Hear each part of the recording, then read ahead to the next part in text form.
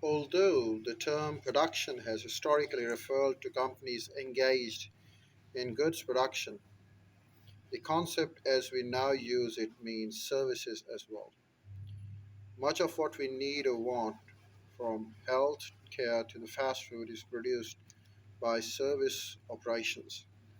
As a rule, service sector managers focus less on the equipment and the technology than on the human elements in operations because because success or failure may depend on provider, customer contact. Employees who deal directly with the customers affect customers' feeling about the service, and as we'll see, a key difference between manufacturing and service operation is the customer's involvement in the latter.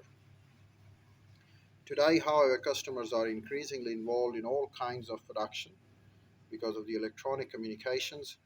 Internet buyers can be linked to the production floor itself, where their orders are for the products ranging from cell phones to automobiles are launched and filled in real time.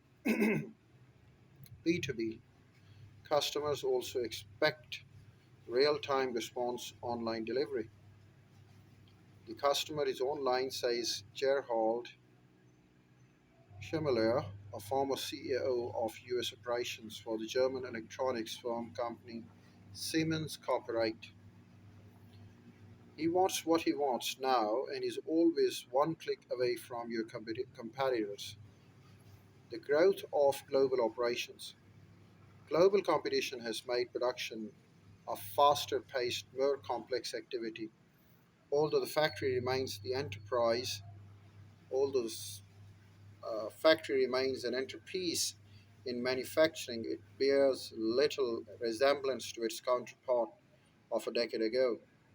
Smoke and grease and the clang of the steel on steel have been replaced by the high-tech equipment in contaminant-free, climate-controlled clean rooms. Today's firm may no longer face pressures of continuous mass production, but it does face constant change. New technologies make machines that run cleaner, faster, and safer that respond to the global demand. For online manufacturing, machines can be connected to internet and can adjust their own setting and make minor decisions without human help either. They can communicate with other machines in the company via an internet source, with the other companies by machines, again internet. The communication technologies enable producers, both the services and goods, to integrate their production activities with those of far off suppliers and customers.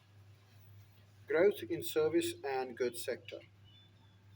The outsourcing of US manufacturing to other countries has been a source of concern in recent years. Even so, employment in goods production, manufacturing, mining, construction has remained steady, hovering around 20% for 4 decades, and the economic significance of manufacturing remains strong. For example, real income from the manufacturing has increased by over 25% in the past 12 years. So effective are new manufacturing methods, and most committed are US manufacturers to using them, that in 2003 the United States remained ahead of Germany and Japan in manufactured exports, retaining the number one spot for the 10th straight year. Of course, both goods and service industries are important, but as we can see from our understanding, employment has risen significantly service sector while remaining stagnant in goods production. By 2004, the service employment accounted for 83% of the US private sector workforce, 109 million jobs. Much of this growth comes from the e-commerce and from business services, healthcare, amusement, recreation, and education. Employment projections indicate that services will remain faster growing job source in the immediate future. By 2004, the service sector also provided 57% of the national income and opposed to about 50% in 1947. While the GDP has increased, the value of all the goods and the services produced of the company, excluding foreign income, has climbed since 1984.